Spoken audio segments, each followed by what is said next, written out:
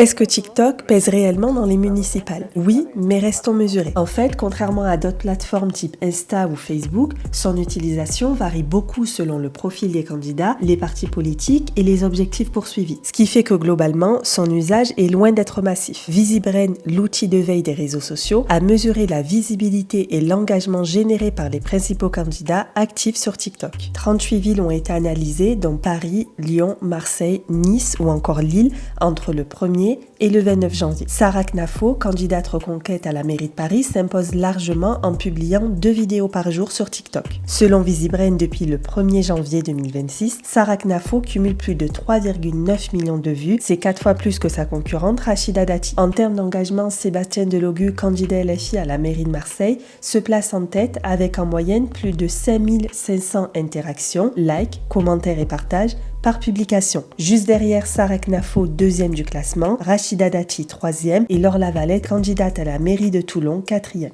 On voit que certains candidats vont avoir un usage assez classique et à l'inverse, il y a certains candidats qui vont plus travailler leurs vidéos, donner de leur personne, montrer par exemple les coulisses de leurs interventions dans des médias, leur quotidien quand ils vont sur le terrain. On peut voir qu'effectivement là, les municipales 2026, elles se jouent beaucoup sur TikTok.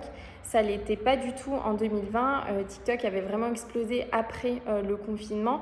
On voit par exemple que des candidates comme par exemple Rachida Dati ou Anne Hidalgo, elles n'étaient pas sur TikTok en 2020 pour leur campagne. Elles ont créé leur compte en 2023 toutes les deux. En 2020, TikTok était un réseau social naissant. On avait à peu près 15 millions d'utilisateurs mensuels de TikTok en France. En 2026, on est à 28 millions d'utilisateurs mensuels. Donc on est sur un dimensionnement qui n'a rien à voir entre les deux élections.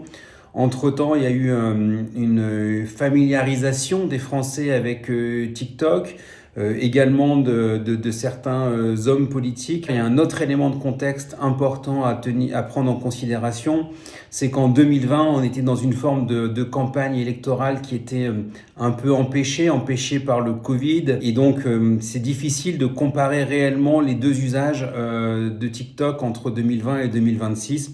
Néanmoins, ce qu'on voit aujourd'hui, c'est que TikTok devient un élément important pour mobiliser, pour toucher une population peut-être plus jeune. L'étude révèle aussi que certains partis politiques semblent plus réticents à être présents sur la plateforme. C'est le cas du Rassemblement national. Dans le classement des 15 comptes générant le plus de vues, Franck Alizio, candidat à Marseille, totalise un peu plus de 110 000 vues et Laure Lavalette atteint un peu plus de 99 000 vues. On peut se dire que dans cette période des élections municipales et de la campagne, des consignes ont été données pour utiliser avec parcimonie et surtout si on maîtrisait les codes TikTok du côté du Rassemblement national. Aux dernières législatives, des passages télévisés de certains candidats ont fortement nui à l'image et à la réputation du Rassemblement national et certainement lui a coûté quelques voix. Et donc TikTok fait partie de la campagne du Rassemblement national